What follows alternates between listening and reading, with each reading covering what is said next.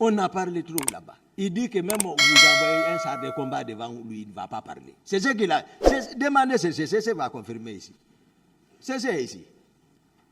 Il va dire ce qui s'est passé à Troyes. Donc, Marcel a sorti les grenades.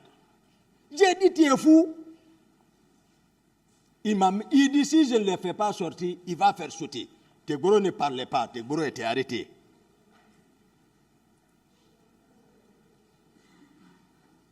Pour ne pas opportuner la clinique, les leaders même, eux-mêmes, ils étaient maintenant désemparés, donc ils pleuraient. Mais malgré tout ça, je ne les ai pas laissés dans leurs mains. Je les ai encore embarqués tels que nous étions venus, mais hélas, Selou n'était pas avec moi. Je crois ni Baouri n'était pas avec moi, mais tous les autres étaient avec moi et d'autres militants. Donc, j'ai embarqué encore, ma voiture est très rapide par rapport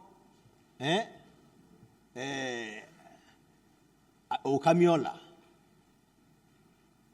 Donc, aux siennes. Alors, j'ai embarqué encore. Regardez encore. Je pouvais encore aller chez Dadis, les envoyer. Ou les envoyer encore dans un camp. Personne encore n'a donné l'idée d'aller à la gendarmerie, à l'état-major de la gendarmerie. Parce que moi, j'ai évité toujours. C'est moi qui ai pris. D'abord, j'étais devant eux. Ils ne pouvaient même pas me rattraper avant qu'ils ne disent quelqu'un a donné l'instruction. Ce n'est pas vrai, c'est une contre-vérité, ce n'est pas vrai. C'est moi qui ai pris encore vitesse. Ils ne pouvaient pas me rattraper. Je me suis dirigé vers ce général Baldé. Général Baldé était au stade. Je suis parti là-bas, allé garer là-bas, les débarquer. C'est en ce moment ils sont arrivés encore en convoi. Devant les gendarmes, ils ont retiré encore le président Jean-Marie Doré là-bas, devant les gendarmes. Nul n'était leur interposition. Marcel allait finir avec le vieux. C'est toi le forestier qui défend les autres contre notre pouvoir. Voici le mot qu'il prononçait. Donc, les gendarmes se sont interposés. Ils les ont pris pour les faire monter vers le bureau de Baldé. Baldé, s'il a donné une autre audition ici, c'est une contre-vérité. Si ce n'est pas comme ça, les leaders viendront confirmer textuellement, factuellement, comment les choses se sont passées.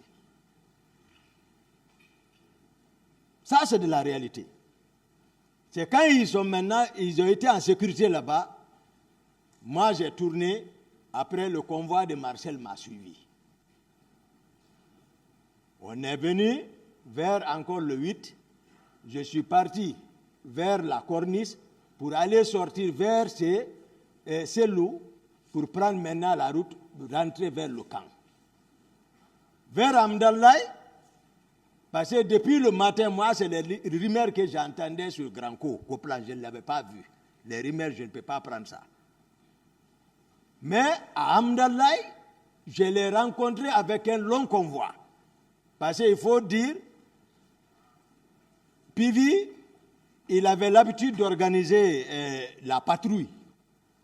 Oui. C'est-à-dire les unités mixtes. Souvent, il organise tout ça, c'était pour m'arrêter encore. Mais le jour où il a tenté devant Dadis, au lieu que moi, c'est moi qui l'ai arrêté. Pivi. Parce qu'ils avaient tout planifié pour m'arrêter ou finir avec moi.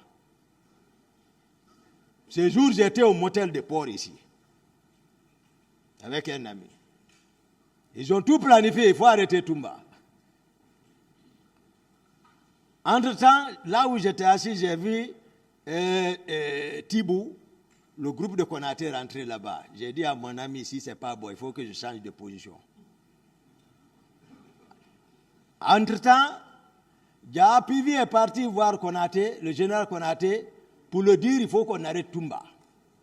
Le général Konaté dit, moi je ne peux pas donner l'ordre, il faut aller voir Dadis. Il est parti voir Dadis, ils se sont partis, lui aussi il était d'accord, il regardait maintenant comment Pivi va m'arrêter. Maintenant, Le président Dadis m'a appelé, il dit, Toumba, oui mon ami, tu es où? J'ai dit, je suis à côté. Il dit, bon d'accord, voilà, bien.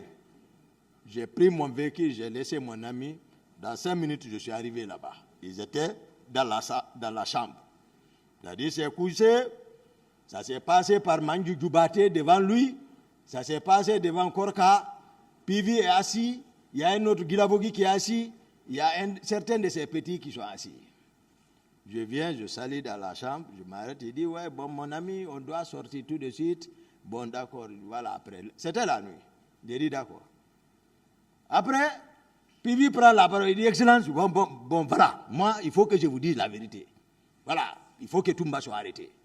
J'ai dit, là où tu es assis, tu es arrêté. Tu ne bouges plus. J'ai dit, là où tu es assis. Il dit, oh. J'ai dit, oh. J'ai dit, on est...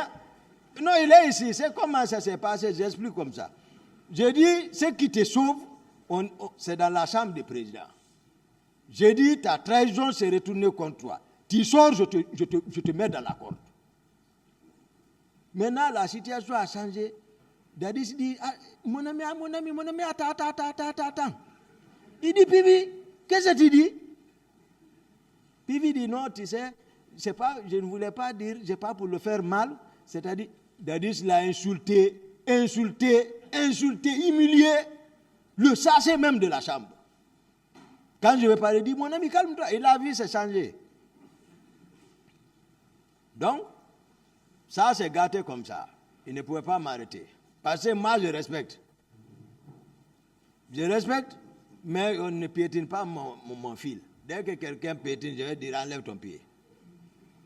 Donc, c'est comme ça que j'ai rencontré Pivi à Hamdallah, avec un convoi. Je disais que lui, il avait l'habitude d'organiser la patrouille avec les éléments de camp Samori, les éléments de camp Alfaya, les éléments de génie.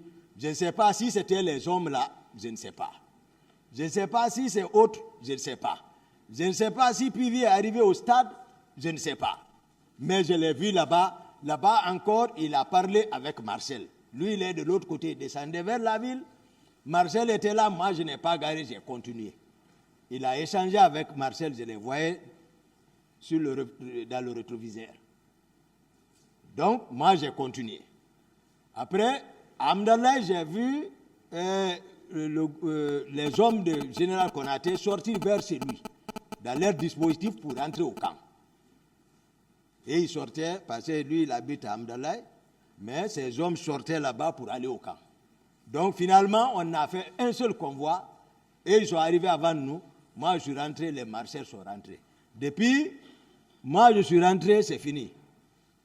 La cellule de crise qui a été mise en place, c'était maintenant comment conceptionner, voilà, qui sacrifier.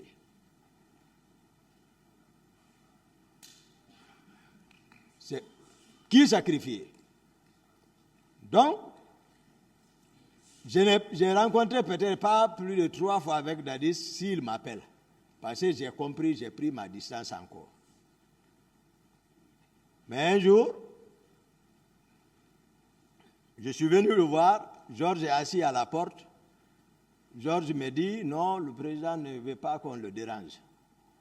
Je ne l'ai même pas donné le temps, j'ai pris, je l'ai attrapé là, Dadis n'a pas su ça.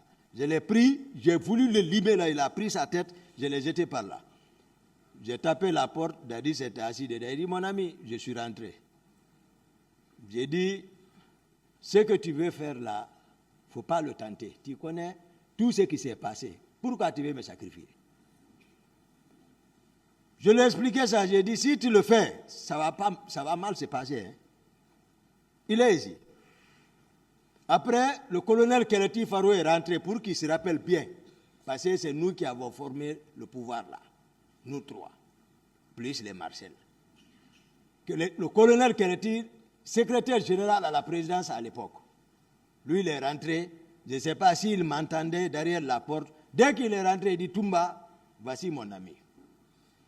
Il dit, je lui ai dit, ce qu'il veut te faire, c'est pas bon, je ne fais pas partie. J'ai dit devant toi, pour ne pas que demain tu dis que je fais partie, je l'ai dit que ce n'est pas bon. Que le petit Faro l'a dit, direct. Dans le bureau, nous étions 3. J'ai dit, laisse-le, c'est ce que je lui dis. Il connaît, lui-même, il est responsable. Il connaît encore avec lesquels il a travaillé. Me sacrifier, j'ai dit, ce n'est pas possible.